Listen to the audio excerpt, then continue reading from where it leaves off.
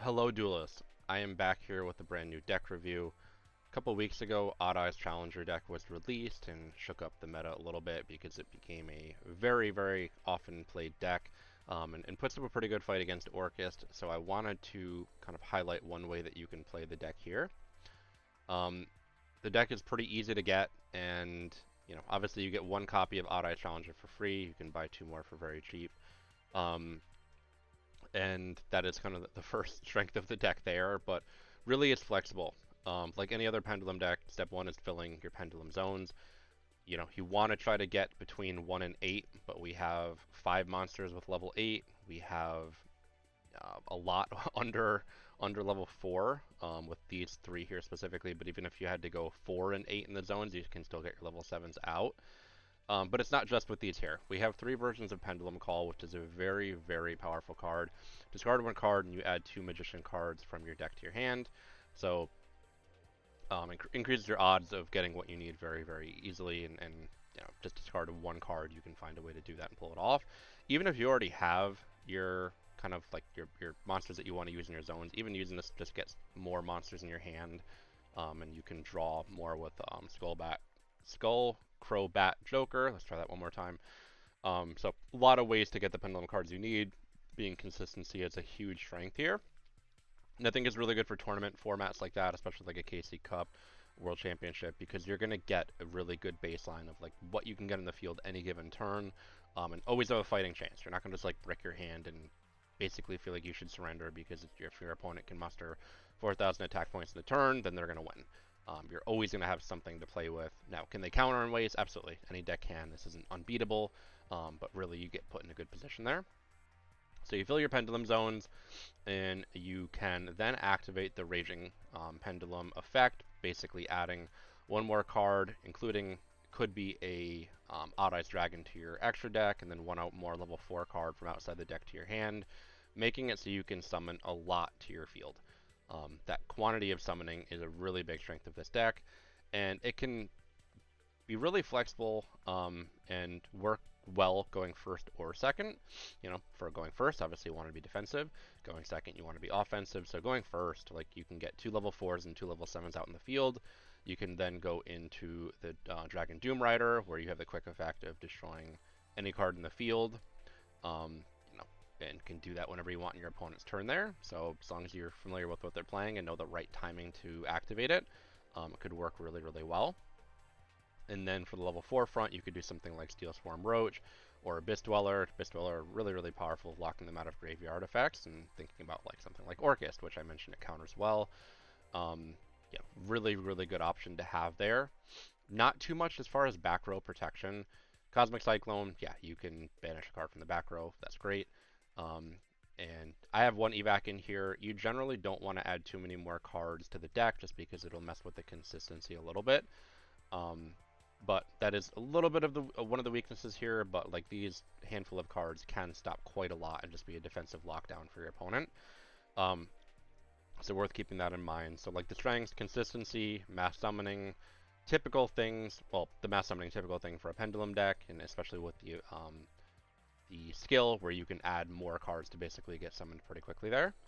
And that level of flexibility, like typically you can tell by an opponent their character they're using, and if the skill activates early on, you can tell what type of deck they're using, and when you're going first, you can then use that information to decide how you want to play your turn. So really powerful with those things. And one more to mention, kind of the defensive front there, we have the Queen Dragun Djinn, and you can detach 1 card, you can special summon 1 dragon from the graveyard, and you can also have your dragon type monsters not destroyed by battle. So other than this card. So it'll make the priority of attacking and can just be a little bit of a barrier for your opponents there. So very powerful deck. Like any other deck, it does not come without some cons, some weaknesses, and as long as you're aware of what you're getting into, I think you're primed to play this deck. It is considered tier 2 right now. Can do very well with it. But those weaknesses being kind of first off like a field wipe, just in general. If we talk about kind of quantity of monsters here, and if your opponent can play a card that gets them off the field, you might be in trouble, pretty simply. Dark Hole being a really good example. So like I mentioned, if there's Dark Dragon, Doom Rider, if you have Abyss Dweller, and your opponent plays Dark Hole, they're going second. That's the first thing they do. Both these cards are off the field. Anything you have is off the field, and depending, how many cards came from the extra deck, other things are going to go to the graveyard, and this deck is not great for accessing cards in the graveyard. So that is a big weakness there. You're also seeing a lot of needle sealing from like an Orcus deck. So that is another card that can really hurt here because it requires 4 or more monsters on the field.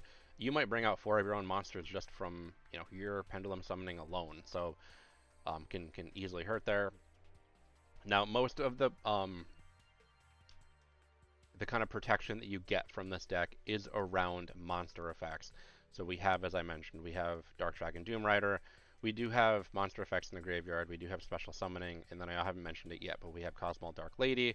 Not a pendulum card, but a little bit of a novelty add where during either turn you can pay 1,000 life points and negate the activation of a monster effect. Really, really powerful if used correctly, but again, a lot of this is monster protection. Effect protection and not kind of spell or trap. So you're going to be susceptible in general to those type of things.